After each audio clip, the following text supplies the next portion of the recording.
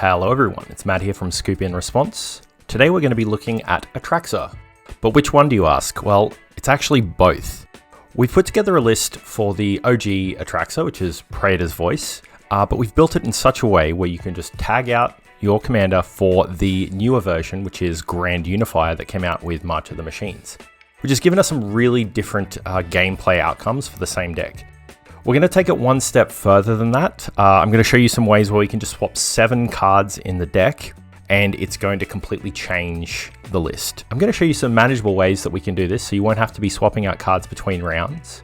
Without further ado, here's Atraxa, Praetor's Voice.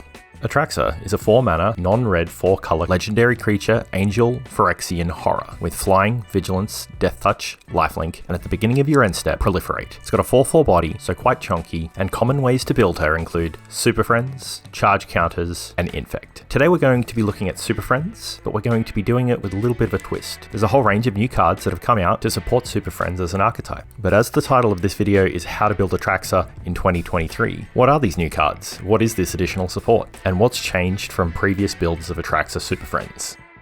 The first thing that's really changed in the landscape of Magic is the introduction of battles. Side note, I couldn't figure out a decent way to lay these out whatsoever. I tried so hard to make these look nice, but this is the best I could come up with, so here we are. In this version of Atraxa, we're going to be using 5 different battles. I won't go into too much detail with how battles work, but they're a new card type. The 5 that we've got are Invasion of Tolveda, Invasion of Fiora, Invasion of Segovia, Invasion of Zendikar, and Invasion of New Phyrexia. They all do the things that we want to be doing for our deck: remove creatures, board wipes, create tokens, and one of them even flips into a planeswalker. And you can tell by my really confident pronunciation that I've definitely heard of all of those planes before these cards came out.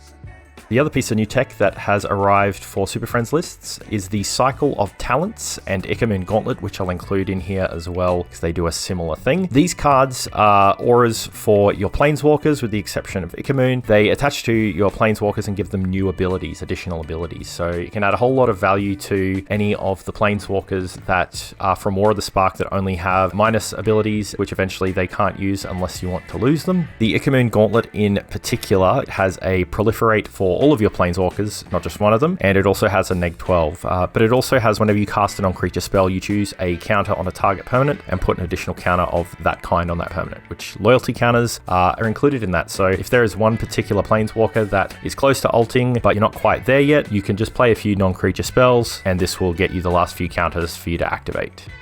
So for any Superfriends list, the meat and potatoes of the deck is obviously going to be the Planeswalkers. I've selected this lot mostly because of its broad usage. You've got lots of token generators, you've got a few ramp pieces, you've got removal spells. All of these are going to be pretty useful, generally speaking, as far as any game state that you might actually have. The other side of it is that because we are playing with, I guess, 2 commanders, we want to have some of our planeswalkers be useful for when we don't have our Atraxa Praetor's Voice in the command zone. You're probably thinking having 7 creatures in a deck is pretty light, and you are correct. We do have a lot of ways to generate token creatures with our planeswalkers. We want to make sure that we're maximizing the value of our board wipes so that we can stabilize and use this to protect our planeswalkers rather than having chump blockers. Here, Imaginative Rascal, Deep Glow Skate, and Vorinclex are all great at adding extra counters onto our planeswalkers or even doubling them. Karth also has the ability to increase the amount of loyalty counters that we have on these planeswalkers when we activate abilities. Mondrak is just a great token doubler that can survive a board wipe after it's sacrificed 2 other creatures to put an indestructible counter on it. Felidar Guardian works really well with all of our Blink planeswalkers. We can also use it to just get double the value off of a battle. And lastly, Atraxa Grand Unifier is here to draw a whole bunch of cards and provide us with a very legitimate Flying, Vigilant, Death Touch, Lifelinking 7/7.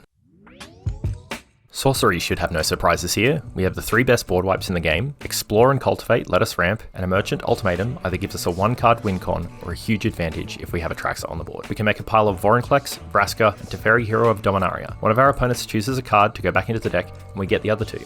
If they choose one of the Planeswalkers, we play Vorinclex first, which doubles the counters on the Planeswalker that enters after it, letting us immediately ultimate. If it's Vraska, we can Proliferate at the end step after we activate the ultimate, and if it's Teferi, we'll immediately get the emblem, which is insane. If they choose Vorinclex, mix, we just get 2 of our biggest planeswalkers to generate value for us. Our instants are similarly set up: removal, ramp, and protection. Ephemerate is just too strong not to include if we can flicker any of our large creatures even once, but it also serves to protect them from single target removal. For artifacts, we've got some very standard rocks as well as Astral Cornucopia and Everflowing Chalice, both of which get bigger over time with our commander proliferating the charge counters on them. The Chain Veil and Norn's Annex are 2 very useful artifacts on our Super Friends list, giving us extra activations and adding costs to our opponents attacking us. It's also a combo piece with Teferi, who slows the sunset, and either of the Nisses. We can activate the Chain Veil for 4, then activate Teferi targeting the Chain Veil and a land, untapping them. World Waker can just untap our 4 lands and pay for the activation again, and Nissa, who shakes the world, doubles the value of Forest's mana production and turns 1 into a creature, so we can just use the creature as a target for Tef and as a land as a target for Tef, each producing 2 mana. Add 1 more Planeswalker to the mix and you can get up to all sorts of mischief. For enchantments, we've already mentioned the talent cycle, but in addition we've got Oath of Nissa, Kaya, and Teferi. We're running Intangible Virtue to help our tokens block, Doubling Season because it's probably the strongest card in the deck, and Elspeth Conquers Death for value. Mystic Barrier and Sphere of Safety are additional ways to keep our planeswalkers alive, which is obviously in our best interest. With every 4 or 5 colour mana base I've put forward, I always say the same thing: if you don't own OG jewels already, it is totally reasonable to not spend 4 or 5 grand on cardboard. Proxy them, swap them for shocks or crowdlands, or make whatever changes you need. There really isn't a lot of spicy stuff in this list for the mana base, with the exception of Khan's Bastion to add Proliferate to the mix. So we mentioned at the start of the video that we'd be able to swap out a few cards and which Atraxa we'd like at the helm. Here are the 8 cards I recommend you swap. We're trimming a bit of the more indulgent Super Friends tools for generically good blink engines and tutors. The changes like this will also improve ratios of all of our card types, spreading it around all of them, as well as adding 2 tribals in the mix for maximum grand unifier value. There's also a great way that you can do this without the need to physically remove and replace cards each time you want to swap commanders, and that's with the substitute cards that WotC has so kindly included with all of our booster fun. Instead of the usual 100 sleeves, you'll need 116, mind you. Simply include 8 of these substitute cards written out clearly like this. For this example, PV is Praetor's Voice and GU is Grand Unifier, but you could do this with any 2 commanders that share a color identity to change up a deck. Whenever you want to play one of them, you just need to have the 16 cards ready to go in a deck box close by. Of course, if you're playing any kind of structured event, you would definitely want to check with the TDs or judges to make sure that it's okay to have your deck set up in that particular way. But if you have the cards in the same sleeves nearby, it's not going to be a big deal for you to just bring in the real cards that you need to for that particular event in whichever commander that you're playing. Overall, for just kitchen table magic or for a casual game at your LGS, it's definitely going to be useful to have something like that set up. You could even use this to set up power levels as well within the deck, so you could have 80 of the cards to be the same, but you sort of have your fast mana substituted in and out depending on how powerful you want the deck. Yeah. That is pretty much the deck today. I really hope you enjoyed that.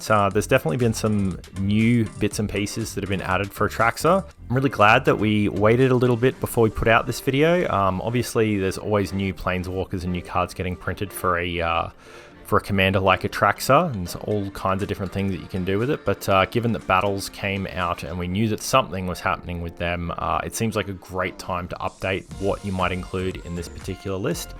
If you enjoyed the video, don't forget to, do all the usual stuff. Hit the like and subscribe and thanks, and, everyone else. Don't forget to eat your vegetables, and I will see you in the next one. Bye for now.